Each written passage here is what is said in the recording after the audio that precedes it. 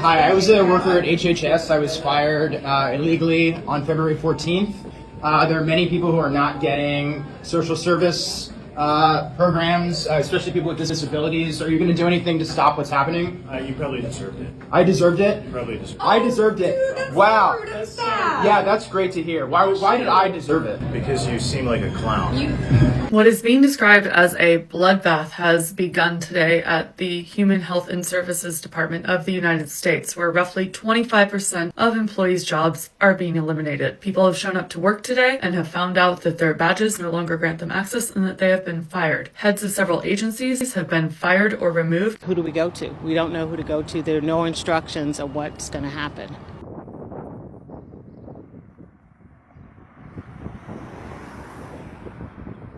The RIF letters came about 5:15, 5:20 in the morning. So if you've already started out to work, you wouldn't have seen it. Or if you didn't have a work computer with you, you wouldn't have known until you actually got through the line. So that was your notification. Because there was no one even in the lobby or saying, hey, check your email. We just wanted to know, why are we in this line? Why is it doing it? We just knew it was a 100% security check.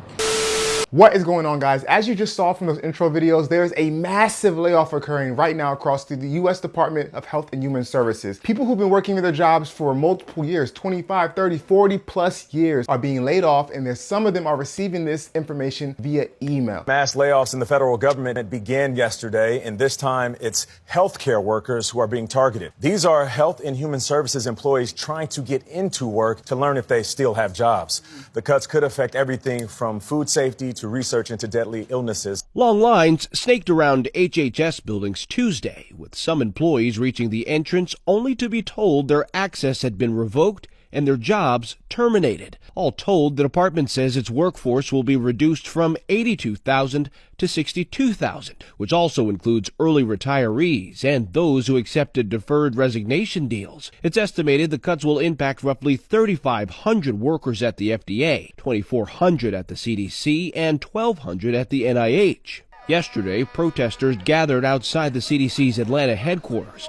Among them, Barbara Tomczyk, who left the agency 2 years ago and whose husband, a CDC scientist, was one of the thousands who were laid off Tuesday. When I worked there, we went through reorgs all the time. It was very thoughtful, methodical, but it was not like, cutting the head off.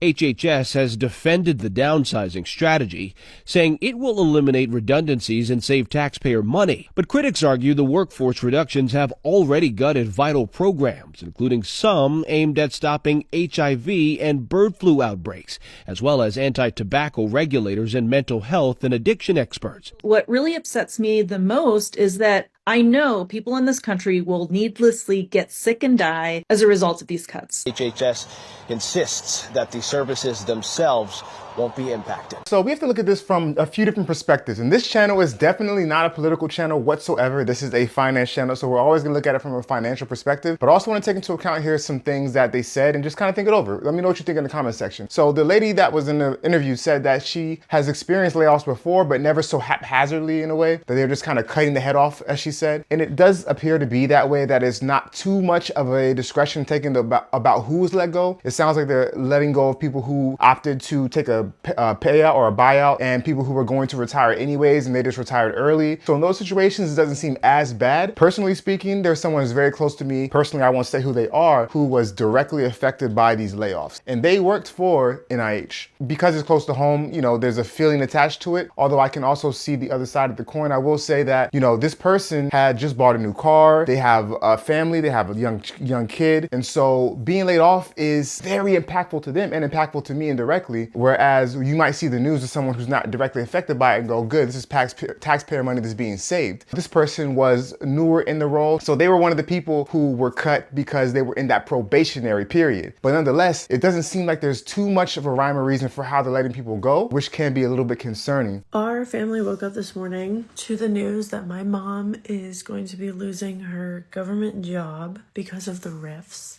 And she is the hardest working woman I've ever seen in my whole life. Puts way too much time into her job, and I have no idea what's gonna happen next for her family, for her, for all of her retirement and the benefits that come along with that. Thankfully, she had a feeling that this was going to happen to her division, and it's heartbreaking because it's what this is realistically doing nothing. What you're reducing the budget by 0.5% through all of this, but you're putting families through so much. So stay tuned for whatever the fuck happens after these government rifts with our family, and I literally have no idea. So next step is throwing my mom a retirement party, I guess. God.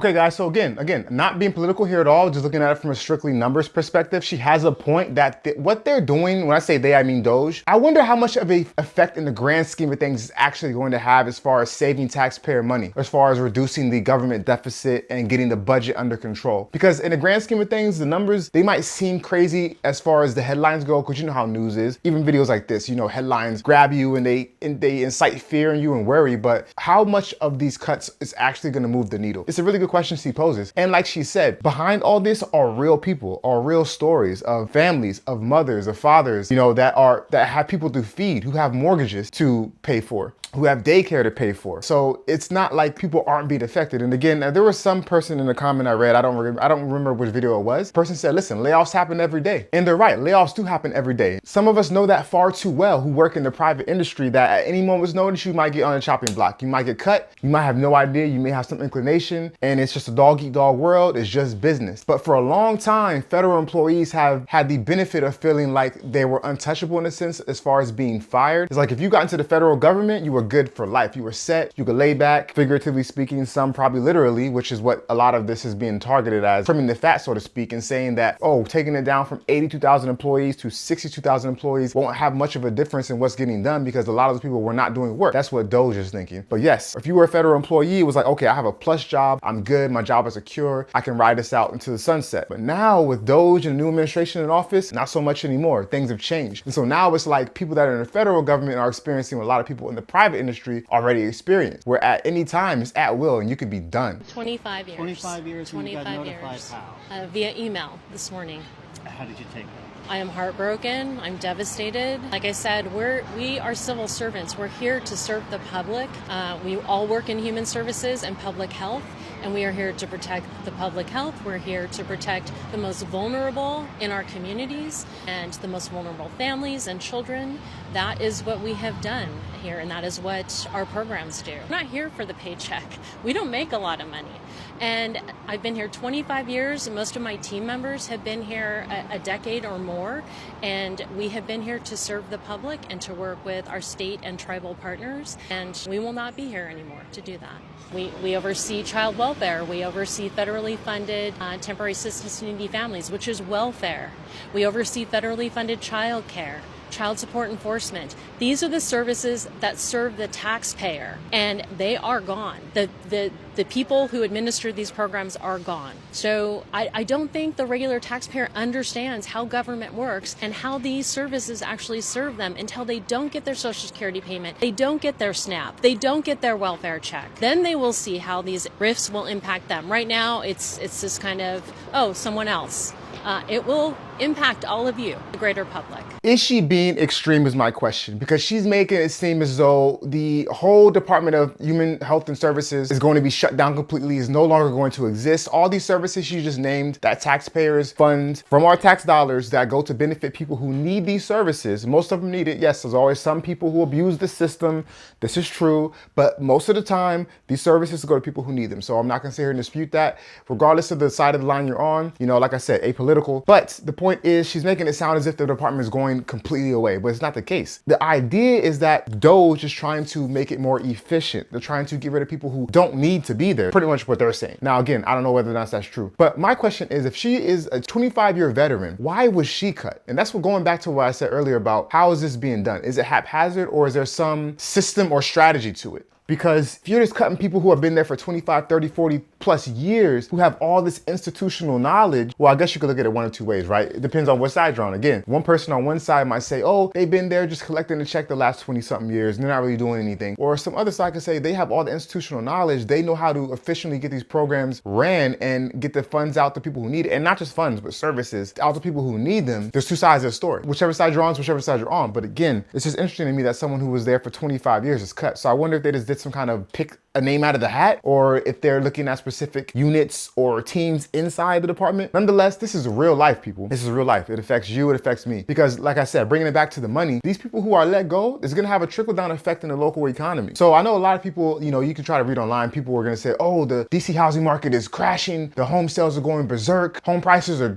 falling drastically. No, that's not what the data says. The data does not represent that. And it's saying, you know, it's pretty much the same or even better than it was a year before all these layoffs happened. So we haven't really seen anything major happen in as far as the housing market goes yet in DC and the surrounding suburbs, Maryland and Virginia, for example. But nonetheless, it's going to have a trickle-down effect from an individual standpoint. For example, like I said, going back to the person that's close to me, they have a child. That child was in daycare. They lost their job. Daycare is not free. So then what happens to them? They have to take the kid out of daycare. What does that mean? That means if they take the kid out of daycare and 5 other people that got laid off take the kid out of daycare, now that person that has a daycare company goes out of business or they're really struggling. And so then now that person has no money to go and pay for the services she paid for. And you see how it trickles down. Now, again, one could say this is something that happens to everyday people all the time who work in private industry. And you'd be right. So is it enough to say, oh, these everyday people are affected, so it's not that big of a deal? No, I mean, saying it like that doesn't sound very nice, but at the end of the day, it does hold some water that at the end of the day, none of us are really safe. We all have to do the best job we can to make sure that we are valuable assets that aren't likely to get cut and go from there. With that being said, guys, let's keep an eye on what happens with all this stuff with Doge, with the federal government. We have 24-hour filibusters going on. Just very interesting time. So with that being said, if you made it this far, I really appreciate you for sticking around. Feel free to give the video a like and to subscribe if you feel so too inclined, because I greatly appreciate it and it helps with the